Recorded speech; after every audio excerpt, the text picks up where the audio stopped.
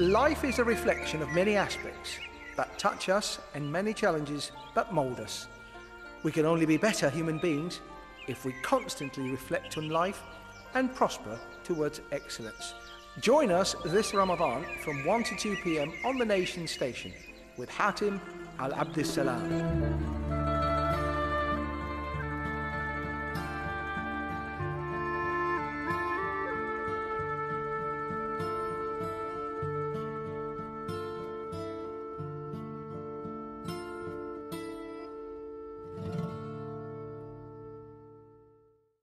Bismillah ar-Rahman ar-Rahim. Dear brothers and sisters, Assalamu alaikum wa rahmatullahi wa barakatuh. Welcome to your Ramadan show, Reflection, with me, Hatim Al-Abdussalam. And joining me today is a distinguished guest for the very first time, Mr. Sarhan bin Saeed Al-Habsi. Assalamu alaikum, Sarhan. Alaikum salam. How are you today? Hatim, how are you doing? Good, not so bad.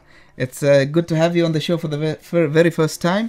And inshallah, it's not going to be the last one, inshallah. Inshallah. Thank you very much for having me as a guest with you today here. I'm really delighted to be your honored guest. And hopefully today we'll have a very fruitful discussion. And inshallah. So today we have a slightly different topic. Something that maybe we have not touched before. But it's important, and especially for the young peoples who are looking for a career, looking for employment, and so on. So today's topic is job hunting. I just wanted to remind our listeners, this is a live show. You can call us on 24602058, 24602058, and tell us what you think and tell us your concerns. Mr. Sarhan Al-Habsi is in the field of HR, and today, inshallah, he's going to enlighten us with some of the tips on how to look for a job, inshallah. So, to start off, Mr. Sarhan, why is this topic important? Why did we choose this topic? well, actually, nowadays we hear lots of messages across in the society today that we've been looking for a job and it's been a while and I stayed at home for 2-3 years. Although we also hear from the other end that there are vacancies in Oman through the Ministry of Manpower or through other companies. You see lots of vacancies, but yet you still see most of our youth graduating without getting into jobs.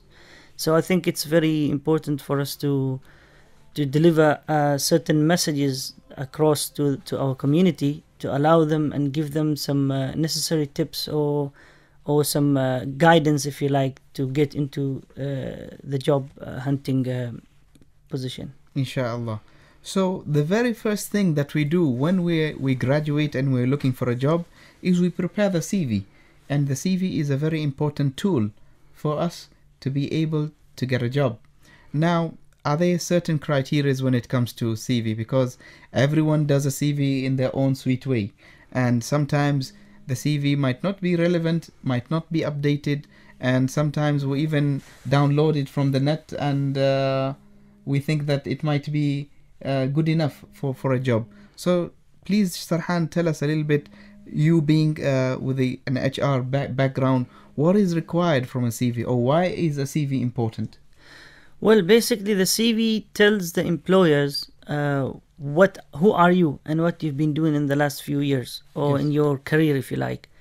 And most organizations, they tend to look specifically for certain candidates, and those candidates, they need to be targeting the job so the job can target them. What we see common is that people will draft a common CV and they just throw it out everywhere. Mm-hmm. In a nutshell, in a high level, CV must be very short, especially for somebody who just graduated. People will put lots of details, and they put... I love horse riding, and I love flowers, and yeah. I go to the mall at night and so on. No, actually, some of them, they will copy paste some skills from the internet and paste it in their CV, which is not ideal. Because we all know that somebody just graduated from university, he has a basic or limited skills. When you see their CV, you want to hire them as CEOs. MashaAllah. But also, if you write your CV, you need to mention what are you targeting, what job you're applying for, who are you targeting in terms of But employer. subhanallah, Sarhan, I don't know how we got into this, that we try our level best that the CV is as thick as possible. It's like a booklet. Yeah. And thinking that when it's thick, then mashallah, I'm a hot cake. Yeah. And everybody wants to employ me. Unfortunately, that's not the case, because you can imagine for companies, like big companies, they receive thousands of applicants. They will not be able to go through everyone's CV.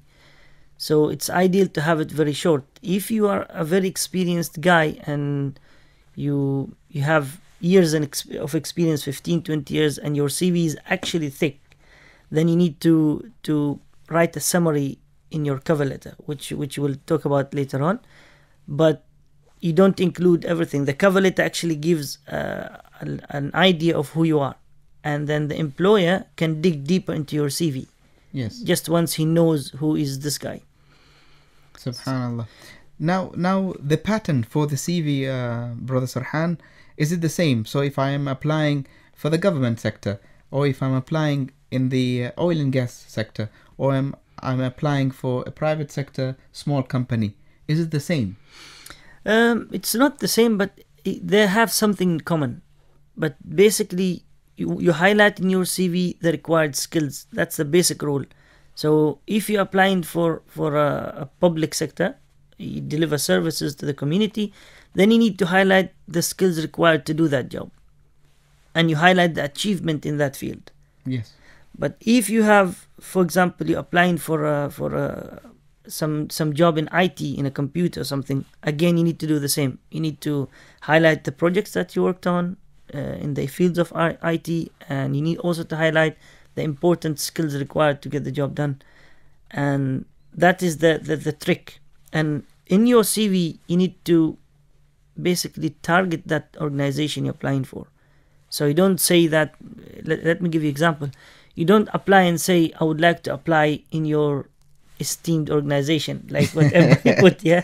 That's the normal statement that everybody puts. Yeah, they put that in a CV, and then they throw the CV everywhere. Yes. Companies... What should be the right thing to do? They need to mention the company name. Yes. If I'm applying for big company, let's say I'm applying for Google, then I need to say that I'm willing to apply at Google for so and so reason, and I'm sure I'll be asset for Google. You need to actually specifically mention the company name, because organizations, when they see that, they see your desire and they can read it from your first words. But if you put organization, to me it's like you don't know who you applied for. And it's a replicant of many other CVs thrown everywhere else. Yes, that actually doesn't tell me. It tells me that maybe you didn't apply for the job. Maybe somebody else just put the CV for you. It could lead to so many messages. But if you put specifically the organization name, and you gain respect from the organization itself, and they treat it differently. So what might be the things that would go in the CV? Because subhanallah, when we applied long time ago, 20 years ago, we used to say the name, the address, phone number, married or single, how many children, do you drive, what are your hobbies, where you worked before, your high school, and so on. But is that relevant today? What should go in your CV? It's pretty much the same, but it comes in different format. There's certain formats well known to many organizations and many people, but you can write the CV the format you want, as long as it covers the important content. Yes. But the certain things you need to be aware of. For example, if you put your experiences, you don't start from your first experience. You start from your last experience. And descending. Going backwards. Okay. That is one thing, because what I'm interested to see what you've been doing recently.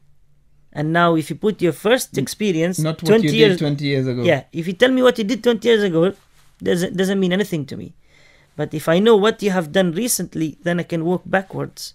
It gives me actually an idea who you are and what you've been doing recently and how you have developed throughout the years. Just to remind our listeners who just joined us on the show, our guest today is Mr. Sarhan Al-Habsi, who is in the field of HR, and today we're tackling a very important topic, especially for the young youth, the graduates, which is job hunting. And we just started off by discussing about the CV and how to prepare the CV. Now, Sarhan, are there any, let's say, websites or places where you can go and learn how to prepare a CV, or you would have a ready-made CV that you can plug in your information and then you print out a draft of the CV? Yeah, you can find many. Actually, every day there's new website comes in this nature. So if you go on Google and you just search CV template, and actually it can gives you by category. If you want to apply for an IT job, if you want to apply for an HR job, it gives you that template, and it gives you guidance as well how to fill in your CV.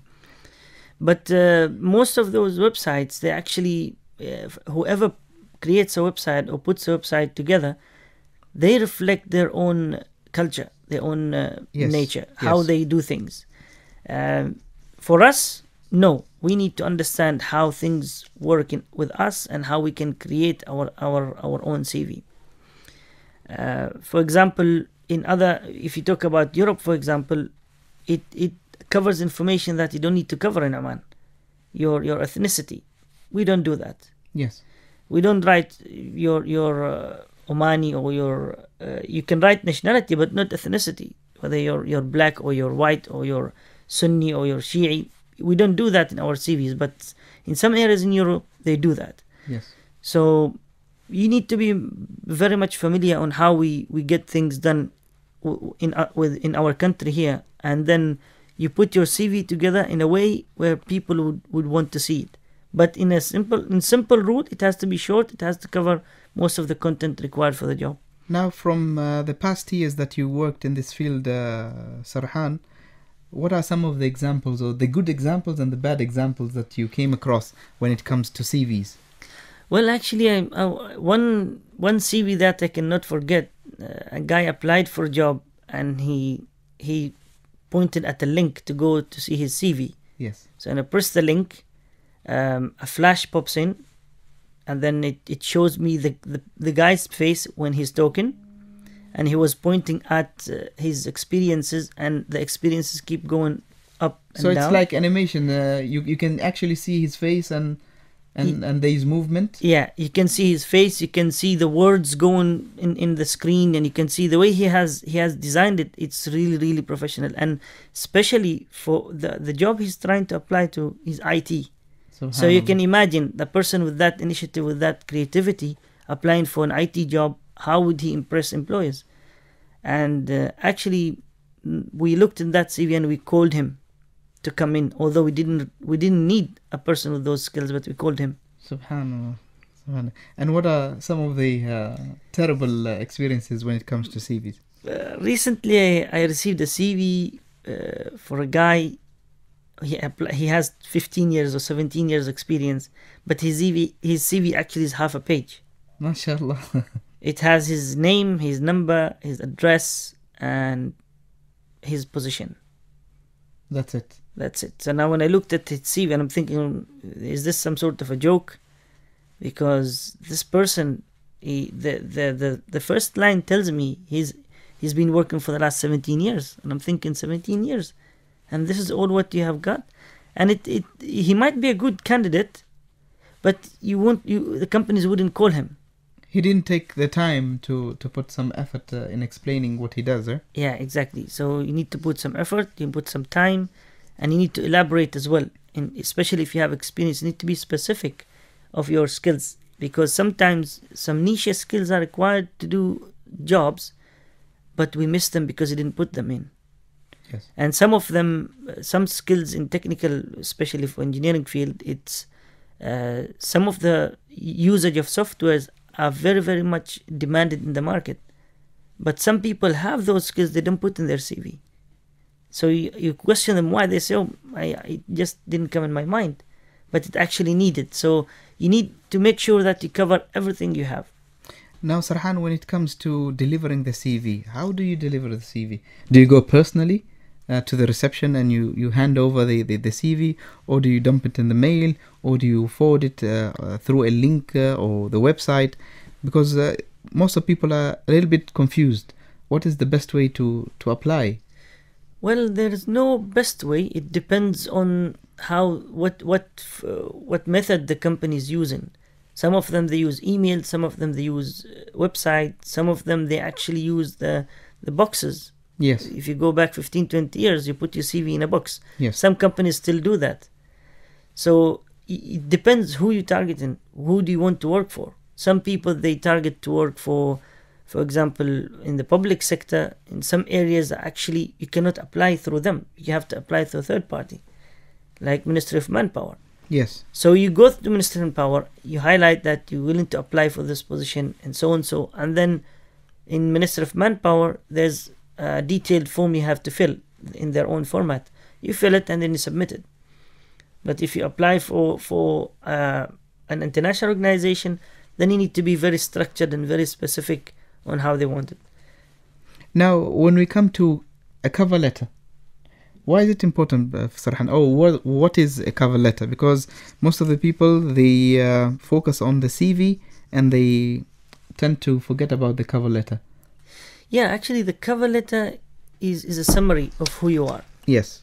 So if you have a huge CV, but you don't want your employer to go through 7 pages, you put a highlight, a summary of who you are in the cover letter. So basically, you have 17 years experience in so and so field, and you have worked in so and so organization, and basically it's very, very brief of your experience. The cover letter is actually one paragraph speaks about your full CV, put it that way. So if your CV tells me that you have 17 years of experience, or in your cover letter it tells me that, when I dig into your CV I get more information. If you tell me that you have worked in, for example, in Facebook or any of the big companies, if I'm interested to know, I'll go back to your CV and find out more. Find out more what you have done in Facebook, or what you have done in Google, and so forth. So the cover letter basically it's a reflection of your CV, but in a very, very short, high level. Okay, now you have the cover letter and you have the CV. Do you attach some of your qualifications along with the CV, or do you wait once you are requested by the company for those qualifications? So you see people having the high school certificate and the diploma or degree and so on. Yeah, actually, preferably you need to wait. Once you apply, once you get shortlisted in organization, then they will contact you to get more information. However, some organization, they tell you upfront that you need to apply for this. You attach all your certificates, your documents, all documents along with your application. If the company says that you need to upload everything or send everything upfront, then you may do that. But if the company doesn't mention, you might as well just send your CV with the 2 important documents that are required is your ID card and manpower card. If you can attach this to your CV, it should be sufficient until the company contacts you, because some background checks or whatever required, it will require a copy of your ID. Now, Sarhan, you're done with the CV, you're done with the cover letter, and now you're ready to apply for a job. How do you go about in the job hunting? What do you do, and what might be some of the challenges that you might face in looking for the right job for you? First of all, you need to go back a bit and see what you have studied in university. And again, this is talking different approaches to job applications. You can apply what we call entry level, which is after graduation, and you can apply for an experienced job, which you have already been in job, you have started your career, but you want to change. You want to change your organization for a reason or another. And then we have the specialist job. So it requires very, very specific skill or knowledge or qualification. For example, for pilots. Yes. In pilot, you need to cover certain hours on air. You need to cover certain qualifications to be able to apply for a pilot. So you need to start from there. What is actually you applying for, and who you are targeting? If you are a graduate, then you need to apply for graduate position. And then for graduate position, you have different places, but you need to have a vacancy. Some companies, they will tell you. We'll continue this, Sarhan, but we have a call. Yeah. Assalamu alaikum. Alaikum assalam, Brother Hatim. Dr. Mukhtar, how are you? I'm good. How are you? Fine, thank you. How's things? Alhamdulillah, fine, good. Alhamdulillah. We changed the theme of the topic today, Dr. Mukhtar. Really, I see a wide variety of topics and very useful, informative, and really a nice blend of deen and dunya. Alhamdulillah. MashaAllah. Alhamdulillah. Just I want to have a quick question with Brother Sarhan. Yes. No, I've been working for the last 15 years. I used to add one on the top of my CV with the heading of aims and objective. So my question to Brother Sarhan, is there any impact of that aims and objective? That is usually a fancy sentences, couple of sentences. Yeah, actually, put in aims and objective, it tells us who you are. It tells us what you're planning to do. Of course, we'll get more details when you come to interview, but it is good. It's a fancy thing to put in your CV, but it's not necessary. Okay. Thank you very much. Thank you, Dr. Mukhtar. Thank you. Okay. Assalam. We just wanted to remind our listeners that they can join us on the show. Our numbers are 24602058, 24602058. And we continue with the job hunting, Sarhan. Yeah, so basically you see people graduated in engineering and they apply for an admin job. Yes. Or you can have people in admin, they apply for engineering. You have people graduated, they apply for an experienced position.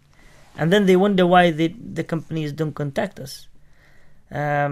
Actually, you need to be very, very specific what position you apply for and who you're applying to, and also need to be specific to something that related to your qualification or your background. Many people, they apply... Before that, Sarhan, does an organization have an obligation to respond to every single CV as a regret?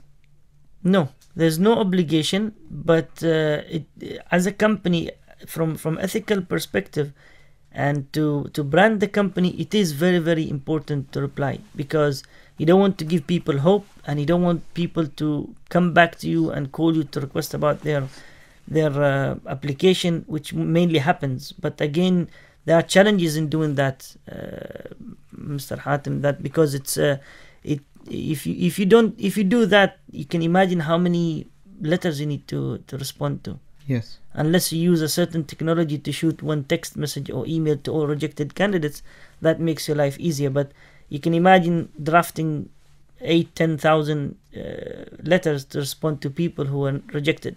Yes. Now, people who are going to apply for these jobs, they might have some challenges. First is the large variety of companies that are out there. Yeah. Different types of companies, different sectors, and they go from one company to another, dropping their CVs. And then sometimes they would be called for two positions in two different companies at the same time. So they get stuck. They don't know which one to choose. What would be the advisable way for them to go forward? Do they, just pick one of them randomly, or what do they do? Actually, if they have been offered a job in two different positions, then they need to question themselves what they prefer. Is it the money? Is it the location? Is it the organization? It's up to the individual. Some people, even if you give them high salary, but they don't want to leave their town. Yes. So he will simply prefer something near town. If somebody who is highly motivated by money, he will go anywhere with high salary. So it's really individual preference, but do not reject an offer unless there's an offer in hand. That's my advice, because sometimes people are picky and they choose. I don't want to work here, I want to work here. And that's one of the problems they face, because in this world today, nothing comes easy and it doesn't come the way you want. Yes, you would hear this complaint from many employers when they say that we are trying our level best to recruit people, but people don't stay, or people are too choosy. Yeah, so as a person who is unemployed, you've been at home for 2 years, 3 years without a job, but you have this dream job or the fancy job that is in your mind. When you are approached with an organization for a job that is not in your field, so is it preferred for you to at least start working, or you just keep on waiting? Well, it depends. What is your qualification? If it is generic, let's say for example, if you study business and you get a job in marketing or finance or HR or whatever, you go ahead, because at the end you studied a generic topic. Yes. In business. But if you specifically studied, for example, process engineering or process technology, then you won't be able to apply for a job in mechanical engineering. Even if the company helped you, they might give you a job somewhere else because of your other skills. Maybe your skills are similar to what is required. But are you really want to change what you have studied last 4 or 5 years and go for a different thing? Again, it's your preference. Some people might have that desperation and they just want to get into the job market, which is okay. Go into the job market, but at the same time, still keep looking for the profession that you have chosen back in university. Now I want to talk about the young people, al-shabab, who apply in 1 or 2 companies and then they just chill. They forget about it. And then they start complaining that we don't get a job, nobody calls us. And I think you have a few experiences with people like that. Yeah, we have actually in our society, unfortunately, people take it very easy and relaxed, and they want things to come to them rather than them chasing. We have people, they just sit in his computer with the music on, and he goes, applies 3-4 different places online, and then he doesn't get a response, and then he gets really upset and he says, oh, I've been waiting for the whole year, didn't get a job, nobody contacted me. Well, it's not a surprise, brother. You will not be contacted because you haven't put any effort. Yes. We do always believe that كل مجتهد نصيب. For whatever job you do, whatever thing you do, you will get something in return, whether it's negative or positive. We'll take a short break, Sarhan, and continue about the people listening to the music at home. Inshallah. Initialize sequence now. Join Oman Radio's Big Time giveaway this Ramadan and win a Lexus GS350 on the last day. It's so easy to join. Just send SMS with your full name to 90465 and be the lucky one to bring home a brand new Lexus GS350. The more you send, the more chances of winning. Oman Radio's Big Time giveaway this Ramadan. Join now. Brothers and sisters, welcome to your show Reflection with me, Hatem Al-Abdel Salam and Sarhan Al-Habsi. And today we have another different topic, which is job hunting. And this topic is important to all of our young brothers and sisters out there that are looking for a job. So if you have a question about recruitment, the man to call is Sarhan Al-Habsi. Call us on 24602058, 24602058. And Sarhan, people who are spending their time chilling and relaxing at home and complain that there are no jobs available, what can we tell them? Well, what I can tell them, just put some effort and don't give up. I know that some people, they complain they don't get a job. They applied, they do apply online 3-4 places and they give up. And the very important thing is their lifestyle, their passion. Some of them, they stay all night awake and they sleep the whole morning. They wake up lunchtime. Yes. And then they say, oh, I didn't get a job for the last 8-10 months. Well, it's not a surprise because looking for a job, it's early in the morning. It's not necessarily only online and then you stay at home. Sometimes you don't know other companies online, but it might be around the corner. So you attend job fairs, you attend events that get you to know And companies. you network, you get to know people, you speak to people, and people become impressed by you, and subhanallah, you never know, you might get a job. Yes, indeed. And also you have to go physically to companies and get to meet people in the company. And when people see you resisting and you insist that you want a job with them, and they see your passion, they might give you a chance, even though they don't have a position, or maybe they have a position but not necessarily fit for you. They will take you on board through the process. Of course, they take you through the process. You go through testing and so, and then if you get successful, you get the job. I know people who applied in the same place 3 years in a row. Subhanallah. They apply first time, they get rejected. Second time, they get rejected. When they come third time, even the interviewing panel, they ask them, now you've been rejected twice, what if you get rejected third time? He said, I will apply again next year. Subhanallah. And he got hired because he actually put himself together, he put enough effort, and whenever you ask him any question about the company, he would give you a full history. And I know one of my colleagues who is working with me at the moment in the company, and he reached to the stage of interview. And in the interview, he told the panel that, guess what? I have the best skills that none of the other candidates have.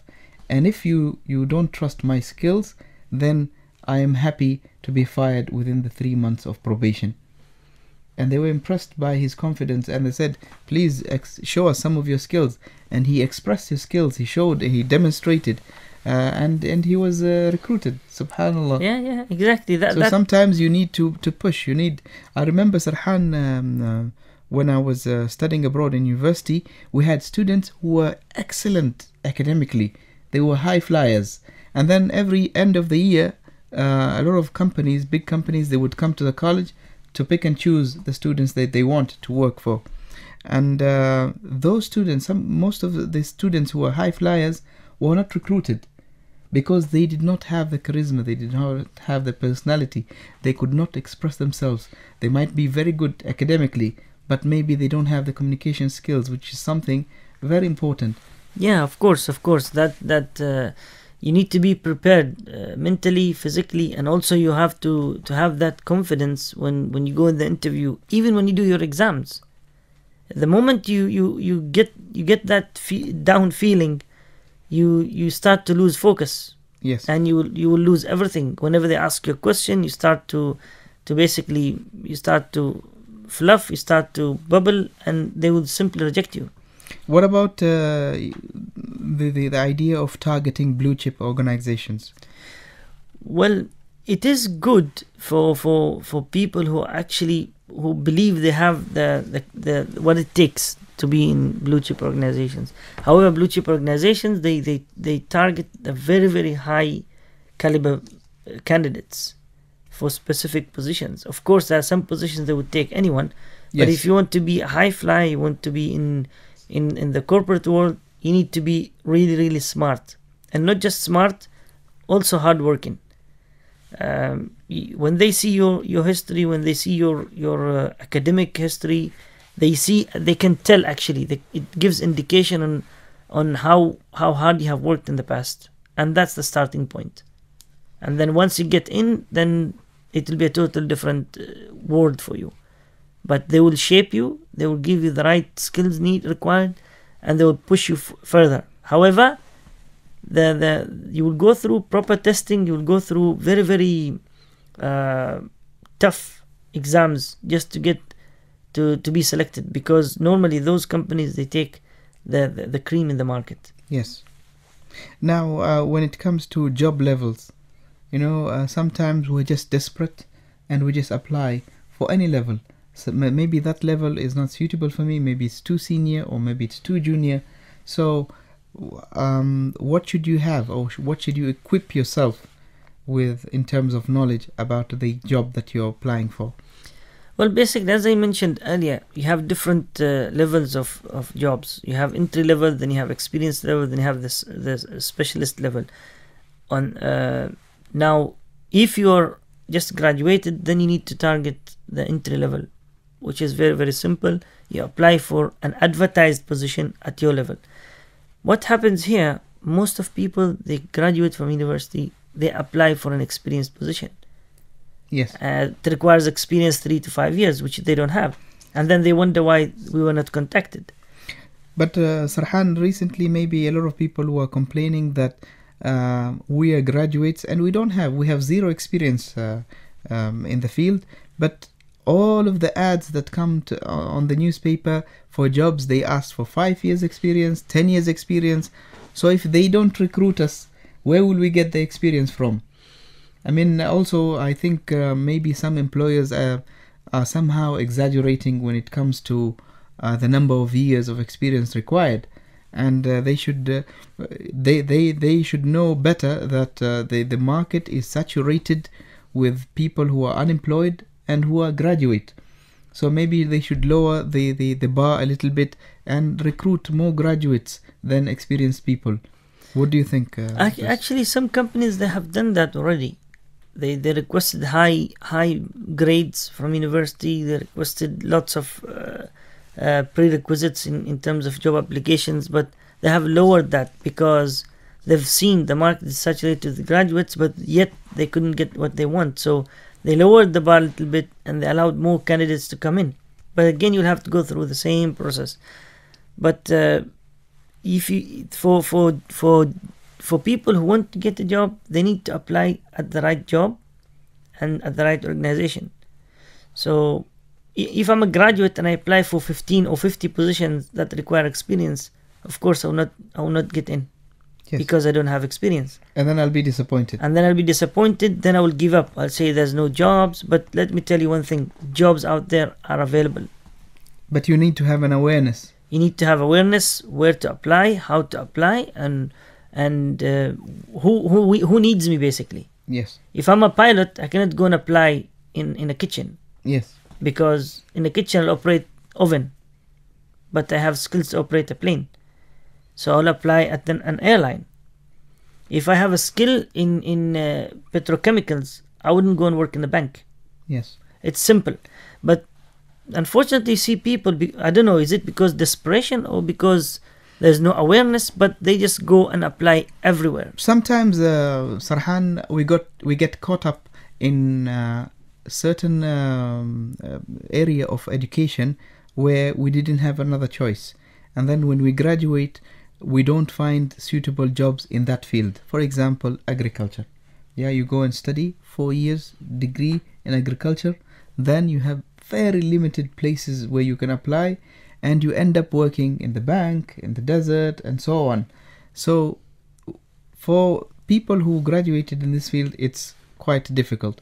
We'll come back to this point. We have a call. Assalamu alaikum. Assalamu alaikum. Wa alaikum salam. How are you? Oh, Abul Khalil, how are you? I'm good. How are you? Alhamdulillah Rabbil Alameen. It looks like very, very interesting episode, and I'm learning so much. Jazakallah khair. Tell us, what do you think, Abul Khalil? Yeah, I just want to add something regarding, the idea of experience. Yes. We don't have this culture where a student who actually at the university life could actually make use of his university life by having a part-time job or doing something, especially during the summertime. We have the culture of, joining an internship, program, but we don't have this idea of culture that we should, have a part-time job, regardless, whether the job is related to what I'm doing or what I'm studying. But I just could do something during the summertime where I can learn, as we were talking about, softer skills, or sometimes, maybe related, experience to my field. But we need to develop this culture. I mean, in the West, for example, you'll find a lot of people joining, different sectors, trying to gain experience. Yes. So by the time they graduate, they have already gained number of years of experience. Yes. So they stand out as a good candidates or appealing candidates, for the recruiters. So I think we need to push, for such a culture in our society. Thank you so much, Ahmed. Thank you. Okay, and thank you. Now, Ahmed has stated a very important point where it comes to working part-time during their university years, which will help them at least gain the soft skills that are required in an organization. What do you think of that, Sarhan? I think it's very important, because normally when students, they graduate from university, when they go to the real work environment, they get shocked. It doesn't come to their mind what they have pictured back in the university, how it would be to work in an organization, and then they get shocked to the reality. Yes. We have people graduating, they expect to be in an office with 2 secretaries, with big screen and you know, and a T-boy on a hand. MashaAllah. But he's just graduated. But when he comes, he'll be left in the basement, and he'll be shocked. What? This is not what I expected, because he hasn't been at workplace. It's very important to have that exposure during university. So you work in a part-time, you get to know how people operate, how people work, you get to understand the work culture. And I believe in Oman here, they started to have that.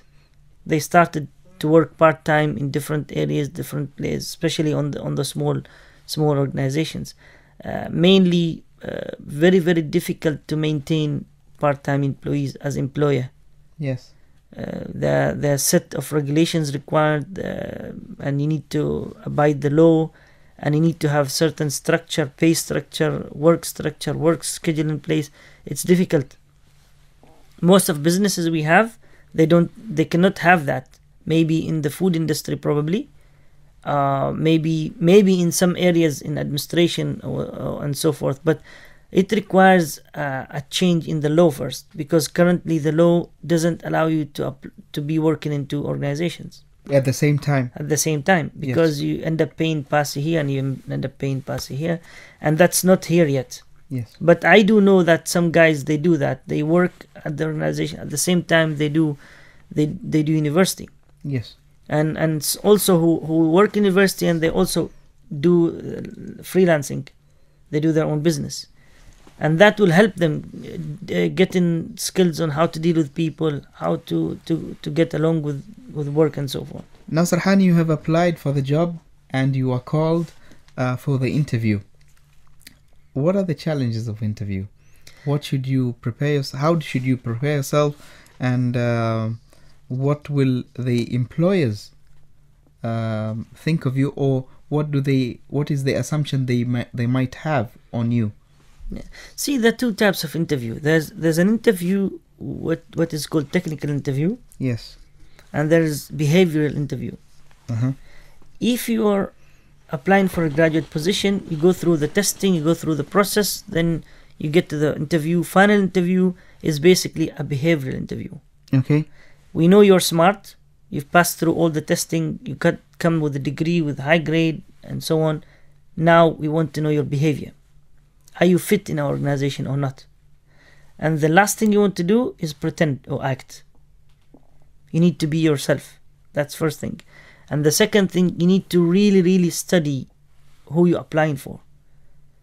Because most of the time they come to the interview and they have no idea about the company they're applying for. So they don't know the business of the company, they don't know the size of the company, they don't know the production, and no idea whatsoever. And this is almost insulting to the employer.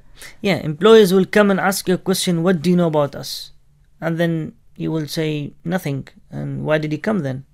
It's very simple. You don't know who we are, and yet you want to work for us. Yes. So that clearly it's basically it doesn't give a good impression for employers. And when it comes to technical interview, this is mainly for experienced people. We want to know technically how fit you are. So we bring somebody who is technically solid to interview you and to get something out of you in terms of technicality. So in terms of behavior, Sarhan, how should you look for what is your appearance when it comes to the interview, and the way you talk, the way you sit, the way you conduct yourself, your timing, and so on? I mean, we have some funny stories when it comes to interviews. Yeah, it's really, really important for for when you come to interview, you come on time, you come prepared, you have you have to wear formal outfit. So you don't come with shorts. No, unfortunately, you're not going to the beach. So Sometimes candidates come to an interview and they're wearing sunglasses. They talk to you and they are wearing sunglasses. yeah, Which is really disrespectful. yeah. to the people who are interviewing I've with. seen that. I've seen somebody who came with a dishdasha but No no cap. cap, nothing. Yes. He came with his bald head. Sometimes they chew gum Yeah, during the interview, that tells me that you're nervous if you chew gum. and some of them even respond to their phone calls during the interview. Yeah. So those kind of things, I mean, if you come interview, you need to be on time. You need to wear appropriate clothes. You need to come prepared in terms of knowledge. You know who are you applying position in. You need, even if you have a notepad and a pen, is okay still. And when you come there, you need to be very, very professional. You're in an interview. You behave like a professional. You don't answer calls. You don't chew gum. You don't have. Let me give you this this example, this story. We went to interview candidates who don't even have high school, and the job was for sales representatives. So they would undergo a training for 7 months and then get a guaranteed job from one of the employers. So this candidate came in. He wasn't wearing formal. He was just wearing a dishdasha and a normal dirty cap. And he came in. He started smiling and joking with everybody. And one of the employers was a female. So he said, "What's your name?" She said, "My name is Jasmine." She said, "Oh, mashallah, you have a beautiful name." And he started flirting with her. And then we said, "Let us see the end of this." And then he said, "You know what? I don't need the training. Just give me the job. Give me 700 riyals. And Done deal. Yeah, I don't want to waste your time and my time." We said, "MashaAllah, that's very good. The offer is for 500 riyals salary, but we're willing to give you 700 if you don't need the training. But I would like to ask you a question. And you're a sales representative, and here you have a calculator to use, and I'm a customer. I come and buy, I want to buy a product which is 400 riyals, and you decided to give me a 20% discount. Can you please calculate how much I should pay as a customer?" You won't believe it. He stayed for more than 10 minutes, struggling with the calculator. And then I said, "MashaAllah, you don't need training, huh? You want only the 700 riyals. Please don't waste our time. Don't waste your time. As-salama." Yeah, I think in interview people when they talk about money, if employer asks you how much you expecting as a salary, Yes. this is a very common question, but this is a knife with two sides. A tricky question. Very tricky questions. What this question means to the employer is what motivates you. Why did you apply for us? If your motive is money mainly, you will not stay in that organization, and company will not hire you for that. Yes. And also, big companies, they have already structured their salaries. They have made up their mind from top level that this is how much they're going to pay for you. So whatever you say won't make really a difference. It won't make a difference unless they really want you desperately. Yeah. And when do you judge your salary is when you have a very, very high skill that is required. And if you come and apply, you have the right to say, "Well, look, I've been working for the last 10 years. If you give me X, Y, and Z, I will join you. Otherwise, it's not worth it for me." I forgot to ask you something when it comes to the CV, Sarhan, is when you find someone through their experience that they have jumped from one job to another. Yeah. So most of the people think, okay, I have a lot of experience because 3 months I worked in this company, 6 months in this company, 8 months in that company. So I have as an employer, when you see that in a CV, what do you think? That will actually tells me the nature of this person. Which is jumping from a job to another. Hiring candidates costs the company money. Yes. And in some companies it costs a lot of money. So I hire you, then 6 months down the line you resign because you got somewhere else offer, or whatever reason could be, because I don't know the reasons you have been jumping 3-4 companies in 2 years. any reason could make you jump again. So if I would be scared to hire you, especially if my hiring cost is high. I rather have somebody who's loyal, who has stability in his career, than having somebody who would be jumping around, unless he's a project-based person. So if person works in projects, so if you say, well, I worked in a project a year and a half here, I worked in a project a year here, I worked in this project 6 months. That's something else, huh? Yeah, that's something else. Depends on his nature. But if somebody is pursuing a career and then he's jumping up a company to another in less than 2 years, I think that's not ideal at all. Now, what happens after the interview, Sarhan? Well, after the interview, normally people would just sit back and wait. But I would rather go and chase the employer who interviewed me to ask for feedback. I would, even if I was rejected, I would want to know the feedback, why I was rejected. And even if I was accepted, I would like to know the process. So you interviewed me, you called me, I'm successful, then what next? You would call the employer, what is next? You would get your things done, and that motion will determine how are you passionate about getting the new job. There's something when it comes to interviews, Sarhan, where many candidates have this perception that, you know what, I'm so frustrated, I'm not going to get this job because I don't have Wasta. No, there's nothing. See, some of the organizations they have something called referral scheme, where an employee can bring another person from outside, his relative, his friend who's actually fit to get a job. He will refer him to the organization. Yes. And some organizations, they give reward for that as well. Yes.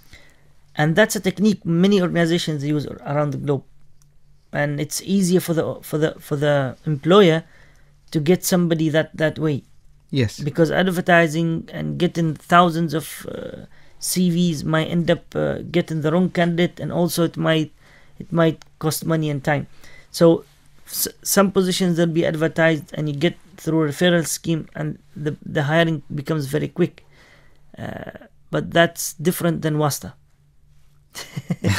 Because for sure. Yeah, because that you bring somebody who's actually fit to do the job, and he will go through the process. He will be interviewed, he will be assessed, he will get through all the process. Yeah, but we can't deny that Wasta exists in our society. So for the people who are applying job there, most of the time they're frustrated that I don't know anyone in this organization, so I'm not going to get the job. No, that's not true. I do believe that it exists because, somebody senior somewhere will take his son's CV somewhere else, and people would want to please him. Yes. And they would try to help him get the job. But that culture is dying. Yes. It's dying very, very fast, because I know that many people, they have that pressure, and now currently there are regulations, there are processes against that. So if somebody is hired in a different way, Wasta, if you like, the government may come and ask, on what basis you employed this person? Actually, internal audit within the organization can ask. They can ask you, on what basis you hired this person? He has no qualification, doesn't fit, and let's review the process again. And companies that have a structure in a way, they take those things very, very serious. Now, overall, Sarhan, what is your final advice to candidates out there who are willing to, find a job and be settled and be happy? My advice actually is to not give up. This is one. Second one, keep trying with networking. Do whatever it takes. Go beyond and after what you've been thinking or what you've been expecting. Currently, the economic situation is not helping. Lots of companies, they keep firing, especially in the oil and gas sector, and people have they have job security issues. So we don't expect people to get job very quick. However, there are vacancies out there. It just requires some effort and time. Before, it used to be very easy. If you took 10-15 years ago, if you graduate with a degree, then you're a superstar. Nowadays, everybody has masters. So it becomes very competitive. And in the job market, there's no much things companies can do. They cannot absorb number of graduates every year. Number of graduates every year increasing, and the positions for graduates decreasing. Yes. However, that doesn't mean that you will not get a job. You will get. There are lots of opportunities out there. Just keep trying. And I advise everybody not to spend all night awake and then sleep during the morning and expect to get a job. Inshallah, inshallah. Thank you very much, Sarhan Al-Habsi, for this session. And I hope, inshallah, I see you next week with more sessions about the field of HR and career. And see you then. Thank you very much. Dear listeners, this is Hatem Al-Absalam signing off for today. See you tomorrow, inshallah, same time, 1 o'clock sharp. And this show is going to be repeated in the evening at 9 p.m. Assalamu alaikum.